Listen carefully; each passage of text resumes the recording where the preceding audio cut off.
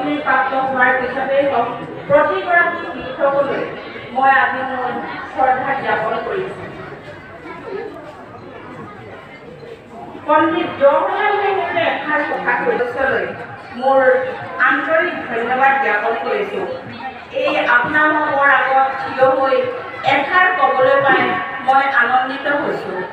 আৰু এই কনকলতা শ্বহীদ কনকলতা উচ্চ মাধ্যমিক বিদ্যালয়খনে যাতে সোণালী পথেৰে আগবাঢ়ি যায় তাৰ বাবে মই ভগৱানৰ ওচৰত প্ৰাৰ্থনা কৰিছোঁ।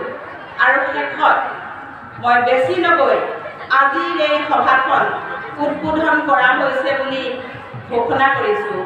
পুনৰবাৰ আপোনালোক আটাইকে মই মোৰ সশ্ৰদ্ধ প্ৰণাম জনাইছোঁ। ধন্যবাদ। ৰং বয়ব।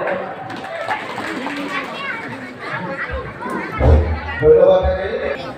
উদযাপন সমিতিৰ তৰফৰ পৰা মৰম আৰু শুভেচ্ছা জ্ঞাপন কৰিবৰ বাবে শিক্ষিকা মণ্ডলী অনুৰোধ জনাইছোঁ।